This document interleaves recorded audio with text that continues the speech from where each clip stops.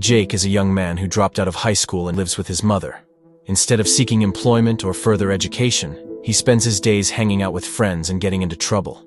His mother, concerned about his future, frequently urges him to be more responsible. "Son, you need to get a job and start working.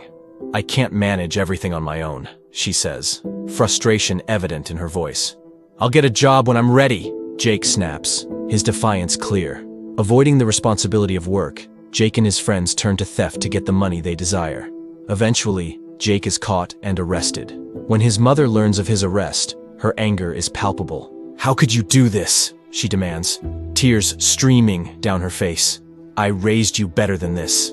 "It's not my fault," Jake protests. "It's my friend's fault. They pressured me into it."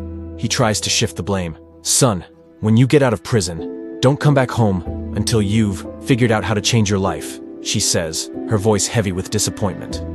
After a year in prison, Jake is released, but he finds himself alone and struggling.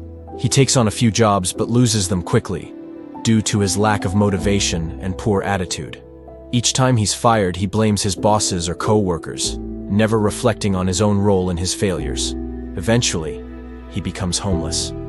One day, while wandering the streets, he sees a well-known wealthy businessman relaxing in a park. Consumed by anger and envy, Jake approaches the man and shouts, "People like you are the reason people like me can't get ahead in life." The businessman looks up, surprised by the outburst. "What do you mean?" he asks. "You have everything handed to you. You hoard all the wealth and opportunities and never give people like me a chance," Jake says, his voice laced with bitterness. Intrigued by Jake's frustration, the businessman invites him to sit down. "What do you think I had growing up that you didn't?"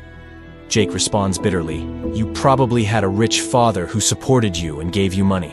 My father left when I was young, and my mom and I have always struggled.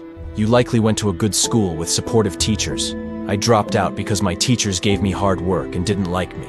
You've always had enough to eat, and everything you wanted. I had to steal for what I needed, went to jail, and now I'm homeless. You had everything while I had nothing."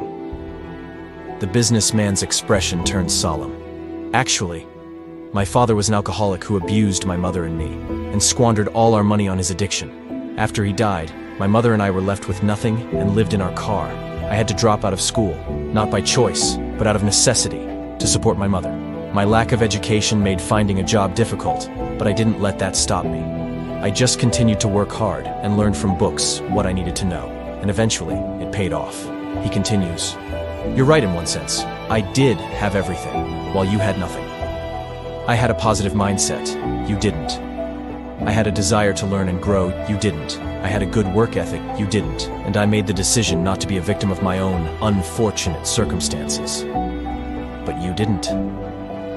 Jake listens in stunned silence, the weight of the businessman's words sinking in. For the first time, he sees the truth about his own life. He realizes that his repeated failures are a result of his own choices and attitudes, not just external factors.